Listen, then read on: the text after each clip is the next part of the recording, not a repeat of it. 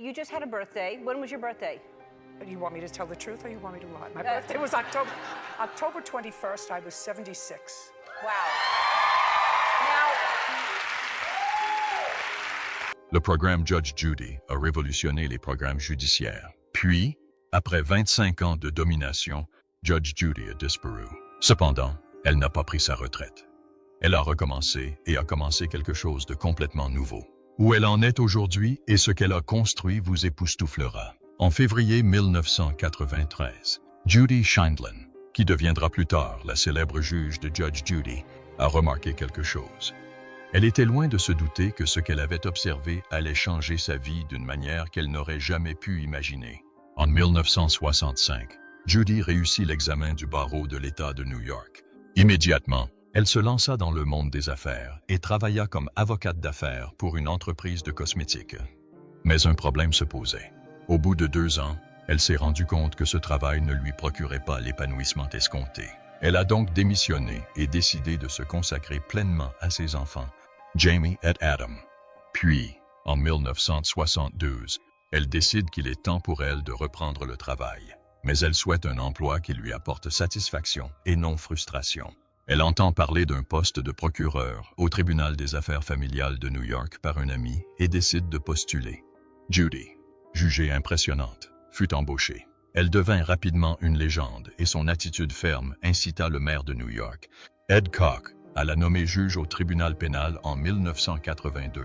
En 1986, elle fut promue juge superviseur au tribunal des affaires familiales de Manhattan. Sa justice était décrite comme dure et parfois sévère, mais Judy était toujours en désaccord. Pourtant, c'est ce style qui l'a rendue célèbre, et c'est cette renommée qui a poussé Heidi Getlin à demander à son mari Josh d'écrire sur elle. Josh, qui travaillait pour le Los Angeles Times, a écrit un article sur Judy et l'a décrite comme une femme déterminée à faire en sorte que le système judiciaire serve le bien commun. Cet article a fait beaucoup de bien à Judy, car il lui a permis d'attirer l'attention de Kay Switzer et Sandy Sprackman, qui travaillaient pour Rebel Entertainment, une agence de gestion de talent. Ils ont présenté Judy à CBS, qui l'a invitée dans un segment de l'émission 60 minutes. Le public l'a adorée et Judy est immédiatement devenue une sensation nationale. Constatant sa popularité, Judy a décidé d'en tirer profit. Elle a donc écrit un livre, « Ne fais pas pipi sur ma jambe et dis-moi qu'il pleut ». En 1996, Judy a ensuite pris sa retraite de juge aux affaires familiales, avec à son actif plus de 20 affaires traitées. Ce que les gens ignoraient, c'est qu'il y avait une raison à la démission de Judy. Sa prestation dans l'émission 60 minutes sur CBS avait donné envie au public d'en voir plus. Rebel Entertainment et son équipe avaient imaginé une émission comme The People's Court et l'avaient proposée à CBS. Ils ont adoré l'idée et Judy a été contactée pour être juge du spectacle judiciaire qui porterait son nom. Elle a accepté, mais elle n'était pas emballée par le spectacle. Elle n'avait pas d'affinité avec son huissier. Elle voulait quelqu'un d'autre. Mais qui? Judy se souvint de quelqu'un et décrocha son téléphone. En 1995, Hawkins Bird lut un article sur le livre de Judy et il l'adora. Il lui écrivit donc une lettre pour lui dire que si elle avait besoin d'un huissier, il était prêt à lui remettre son uniforme. Quand son téléphone sonna, il savait quelle serait sa réponse avant même qu'elle ait fini de parler. Ainsi naquit Judge Judy, qui révolutionna les programmes judiciaires à la télévision. L'alchimie entre Judy et Bird était immense. C'était un huissier sévère, peu impliqué émotionnellement dans l'affaire. Il régnait l'ordre lorsque les plaideurs voulaient se montrer combatifs et sa présence constante fascinait le public. Les fans étaient toujours impatients de l'entendre crier « À l'ordre, levez-vous » à l'approche de chaque procès. Grâce à cette alchimie, Judge Judy n'était pas seulement l'émission judiciaire la plus populaire, c'était l'une des plus populaires de tous les temps. La tournure des événements entre Bird et Judy est regrettable, mais nous y reviendrons plus tard. Judge Judy rassemblait régulièrement 9 à 10 millions de téléspectateurs par jour. Elle a même battu à plusieurs reprises les audiences de l'Oprah Winfrey Show. À un moment donné, l'émission a même été la plus regardée de tous les programmes télévisés de jour. Comment est-elle devenue l'émission la plus populaire? Nous y reviendrons bientôt.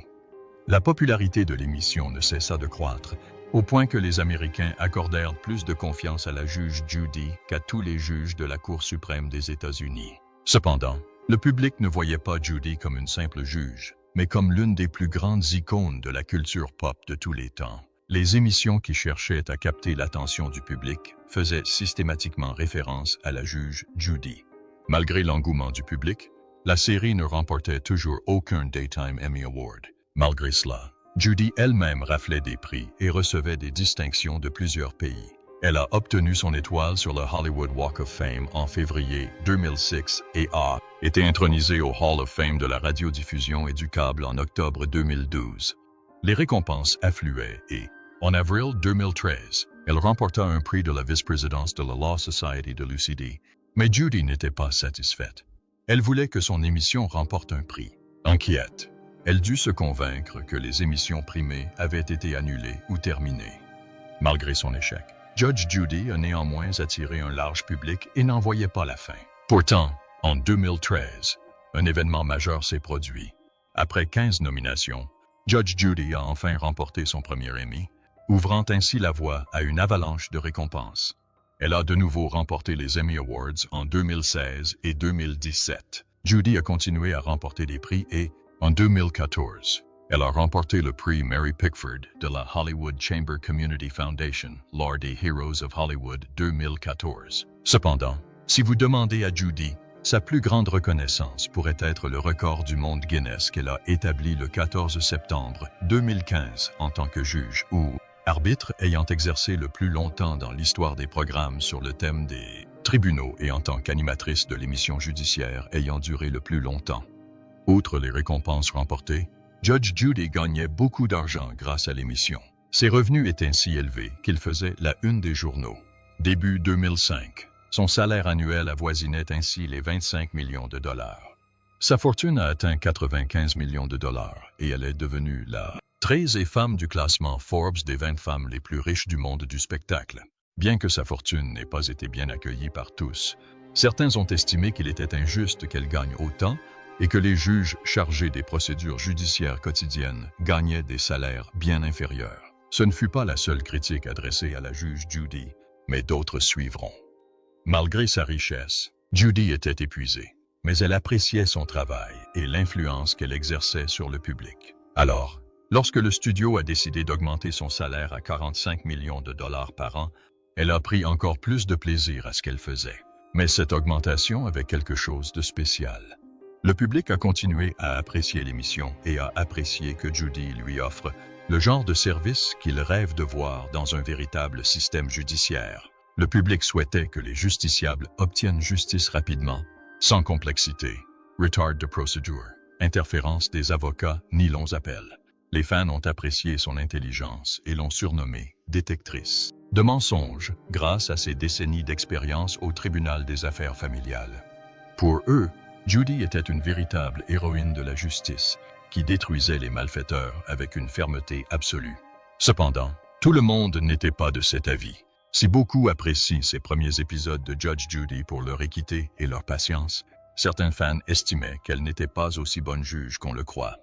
Ils ont même demandé si elle pouvait être radiée du barreau. Ils l'ont accusée d'interrompre les plaideurs, de préjuger des affaires ou de faire preuve de partialité envers certains groupes démographiques. Selon ces critiques, chaque fois que Judy doit traiter avec des personnes en difficulté financière ou à faible revenu, elle se montre désagréable et méprisante. Cependant, ce que beaucoup ignoraient, c'est que la juge Judy avait un problème. Au fil des saisons, elle est devenue plus sévère et a perdu toute patience envers les plaignants. La série était rentable pour les personnes impliquées et, de ce fait, Judy n'a pas pris autant de pauses qu'elle aurait dû. Il était même impossible qu'elle puisse prendre une pause. L'émission rémunérait les plaignants et, selon divers facteurs, comme le budget qu'ils dépensaient à l'écran, ils pouvaient toucher jusqu'à 500 $, le cachet le plus élevé, ou seulement 5 $. Certains touchaient même environ 250 $. Ces honoraires interviennent après que l'émission leur a offert un aménagement à Hollywood, prenant en charge la totalité ou la quasi-totalité de leurs frais de tournage. Même lorsque Judge Judy accorde des honoraires, les accusés n'ont pas à les payer. L'émission le fait pour eux. De nombreux plaignants interviennent dans l'émission et fabriquent des litiges pour se faire payer. C'est pourquoi les critiques de Judge Judy ont accusé la série de privilégier le drame à l'authenticité. Face à l'afflux de plaignants, Judy n'a pas trouvé le repos et, en 2010, elle a envisagé de prendre sa retraite. mais son contrat expirait en 2014. Elle a évoqué sa démission après l'expiration de son contrat, mais bien avant cette date, un événement tragique s'est produit. Le 30 mars 2011, Judy arriva sur le plateau et tout semblait normal, sauf qu'elle était complètement épuisée. Judy continua sa journée comme si de rien n'était, mais ce n'était pas le cas. Alors que le tournage continuait, l'huissier appela une audience et Judy écouta les parties, mais la procédure se poursuivait, et tout devint noir. Judy s'était évanouie. Elle a été immédiatement transportée à l'hôpital. Les médecins lui ont fait des examens et ont découvert qu'elle avait subi un mini AVC. Pourtant, Judy n'a pas abandonné. Au contraire, elle a prolongé son contrat et obtenu une augmentation de salaire la même année et a été déclarée star de télévision la mieux payée. Tout allait si bien pour elle qu'en 2014, elle a même eu droit à un spin-off, intitulé Hot Bench. Elle était loin de se douter que ce spin-off la mettrait dans une situation délicate. Judy a continué à rendre justice à sa manière et, en 2017, elle a signé une nouvelle prolongation de contrat jusqu'en 2021. Cette prolongation a porté ses revenus avant impôt à 147 millions de dollars et a entraîné d'autres problèmes, dont nous vous parlerons bientôt. Grâce à cette augmentation de salaire, Judy a oublié sa retraite et a affirmé que la seule façon de la prendre serait de ne plus intéresser le public à son émission. Elle était toujours pleine d'énergie et aimait son travail, mais elle avait une idée. Cependant, elle ne l'a pas encore annoncée et a commencé à travailler sur la façon de la concrétiser. Tout en travaillant sur cette idée, Judy a continué à incarner Judge Judy et, en mars 2020, elle a annoncé ce que beaucoup de fans redoutaient d'entendre. Lors de son passage dans le Ellen DeGeneres Show, elle a annoncé que la série s'arrêterait à l'occasion de sa 25e saison. Cependant, ces derniers jours dans la série n'ont pas eu l'effet escompté. En 2016, Rebel Entertainment Partners, Inc. et son président, Richard Lawrence, ont intenté une action en justice de plusieurs millions de dollars contre CBS Television Distribution. Lui et sa société accusaient CBS de tenter de les escroquer des revenus tirés de l'émission. D'autant plus que ce sont leurs anciens employés, Kay Switzer et Sandy Spreckman, qui ont présenté Judy à CBS. Rebel a affirmé que CBS ne pouvait pas se permettre de les payer parce qu'elle payait trop cher à Judy. Ils ont même prétendu que l'émission n'était pas aussi rentable que CBS essayait de le faire croire. Judy s'est retrouvée prise dans ce tourbillon de procédures judiciaires, et la femme qui rendait justice à d'autres a été accusée d'avoir injustement privé ceux qui l'avaient aidée. Judy et CBS ont été accusés de ne pas avoir informé Rebel d'autres spin-offs, refusant de partager les bénéfices avec Rebel. Après des années passées à jouer les avocates et les juges, Judy n'était pas prête à se laisser marcher sur les pieds. Elle s'est défendue contre ces accusations. Elle a accusé Richard d'être trop cupide et de ne pas se contenter des plus de 17 millions de dollars récoltés grâce à son émission. Elle l'a même accusé d'être un égoïste qui, après leur rencontre avant le début de l'émission, ne l'a jamais contacté ni sollicité. Elle a défendu le montant que CBS lui a versé, affirmant que c'était en raison de la valeur qu'elle leur apportait. Apportait-elle vraiment une telle valeur à CBS? Le tribunal lui a donné raison et, en 2018, a déclaré que Judy n'avait pas été surpayée et qu'elle était un atout précieux pour CBS. Cependant, Judy n'a pas été totalement impunie. Le tribunal a estimé qu'elle et CBS auraient dû informer Rebel de toute scission. Si vous pensiez que le drame était terminé, détrompez-vous, car, tout comme dans la série Judge Judy, de nombreux rebondissements étaient à venir. Rebel Entertainment et Richard n'étaient pas satisfaits du jugement du tribunal. Ils ont fait appel, mais CBS en avait assez de ce drame judiciaire. Ils diffusaient depuis des années des séries judiciaires mettant en scène d'autres personnes, mais souhaitaient en finir rapidement avec les leurs. En 2020, ils ont donc contacté Rebel Entertainment et lui ont proposé un contrat. Rebel, convaincu d'avoir CBS à sa disposition, a donc fait pression pour qu'une nouvelle action en justice soit intentée. Cette fois, ils se joignirent à Judy comme défendeur, mais elle en avait assez. Elle refusait de conclure un accord avec Rebel et les poursuivit en justice pour 22 millions de dollars, les accusant de pratiques commerciales déloyales. La bataille était engagée, mais Judy se retrouva face à un problème. Le tribunal lui a demandé de poursuivre CBS si elle souhaitait obtenir gain de cause. Judy se trouvait à la croisée des chemins. Elle pouvait soit insister pour obtenir l'argent qu'elle souhaitait, soit rester fidèle à CBS.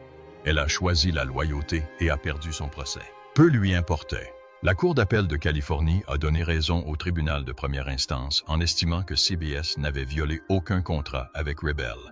Le tribunal a déclaré que CBS versait à Rebel le montant convenu dans son contrat, conformément aux modalités prévues. Or, il s'est avéré que Judy elle-même réclamait une augmentation de son contrat tous les 3 ans. Elle souhaitait donc travailler davantage, malgré un sentiment de surcharge de travail. Elle pouvait désormais savourer sa victoire, mais celle-ci ne dura pas. Elle dut affronter un autre procès, et cette fois, ses vieux amis devinrent ennemis. Kay Switzer et Jay Robinson, l'administrateur de Sandy Spreckman, poursuivirent Judy, CBS Corporation, CBS Studios et Big Ticket Television. Ils affirmaient qu'en tant qu'anciens employés de Rebel Entertainment, ils devaient des royalties pour avoir découvert Judy. Sans cette découverte et sa présentation ultérieure à CBS, il n'y aurait pas eu de Judge Judy. Ce ne serait pas la première fois qu'il porterait plainte, et Judy n'en a pas été gênée. Elle a décrit l'affaire comme du bruit de fond, et c'était le cas. Le tribunal n'y a trouvé aucun fondement et l'a rejeté en 2021. Ce ne sont pas les seuls procès dans lesquels Judy a été impliquée. En mars 2013, Patrice Jones, l'épouse de Randy Douthit, producteur exécutif de Judge Judy, a porté plainte contre Judy. Elle l'accusait d'avoir acheté des couverts de valeur et de la porcelaine fine lui appartenant en complotant avec son mari. L'affaire devenant compliquée, Judy a rendu les couverts à Randy Douthit, qui les a ensuite rendus à sa femme. Judy était encore impliquée dans quelques autres procès, dont celui de mars 2014, qui se démarque. Un avocat du nom de John Hammond a utilisé l'image de la juge Judy dans plusieurs publicités. Un producteur de l'émission l'a remarqué et a immédiatement contacté l'avocat pour lui signaler que l'utilisation de l'image de Judy était interdite. Mais l'avocat n'a pas écouté et a continué à diffuser d'autres publicités. Judy n'apprécia pas cela et intenta un procès. Elle accusait Hammond et son cabinet d'avoir utilisé son image dans des publicités télévisées sans sa permission et d'avoir donné la fausse impression que la juge Judy avait personnellement soutenu la pratique juridique de Hammond. Hammond, cependant, ne céda pas. Il a également intenté une contraction, affirmant que Judy l'avait diffamé, lui et son entreprise. Selon lui, des chaînes de télévision locales lui avaient proposé de participer à des promotions pour promouvoir l'émission de Judge Judy, et il avait simplement accepté. Mais personne n'y croyait et, voyant qu'il allait perdre, Hammond a approché Judy pour lui proposer un marché. Il a fait un don à son association caritative et Judy a retiré sa plainte. On dirait que Hammond avait oublié à quel point Judy pouvait être forte. C'est sa ténacité qui l'a menée là où elle est aujourd'hui. Après la fin de Judge Judy, Judy n'était pas prête à prendre sa retraite. Que ferait-elle de tout ce temps? Ses petits-enfants étaient désormais plus âgés. Et au lieu de prendre sa retraite pour passer du temps avec eux, elle a créé quelque chose avec eux. Avant la fin de Judge Judy, Judy avait un plan. Elle souhaitait créer une nouvelle série judiciaire, un dérivé de Judge Judy, qui transcenderait les générations et s'adresserait aux nouvelles générations. Elle a créé Judy Justice. Pour ce faire, elle avait besoin de l'aide d'une personne plus jeune et a décidé de travailler avec sa petite fille. Cependant, pour tenter de séduire un nouveau public, elle décida de ne pas faire le nouveau spectacle avec Bailiff Bird. Elle lui expliqua qu'elle n'avait pas les moyens de payer son salaire, ce qui surprit Bird, qui pensa qu'étant présent depuis longtemps, Judy aurait dû lui demander conseil avant de prendre la décision à sa place. Bird était blessé, mais il acceptait qu'il était temps de passer à autre chose. Sauf que les fans refusaient. Ce ne serait pas la première fois que Judy ferait une chose pareille à Bird. Elle ne l'a jamais traité comme un ami et l'a tenu à distance lorsque l'émission n'était pas diffusée. Bird n'y prêtait pas attention, mais lors du premier Emmy Award remporté par l'émission, il était triste. Judy et lui n'étaient même pas assis au même rang. Il était assis 20 rangs derrière lui, et au moment de la remise du prix, Judy autorisa une autre personne à le lui remettre. Les fans l'ont remarqué et n'étaient pas prêts à la laisser s'en tirer à nouveau avec ce genre d'attitude. Lorsque la nouvelle série, Judy Justice, a débuté et que les fans ont remarqué que ce n'était pas leur homme préféré qui jouait le rôle de Bailiff, ils ont critiqué Judy pour son comportement. Puis la raison est apparue. Judy n'a pas laissé Bird la rejoindre dans la nouvelle émission, car elle voulait quelqu'un qui puisse plaire à la nouvelle génération. Ce faisant, elle a failli s'aliéner son public cible. Réalisant son erreur, Judy a immédiatement fait revenir Bird, mais avec une touche d'originalité. Elle lui a proposé le rôle du bailli dans une autre série dérivée, Tribunal Justice. Alors, Où est la juge Judy maintenant? Elle est devenue Judy Justice, et elle est encore plus importante qu'avant.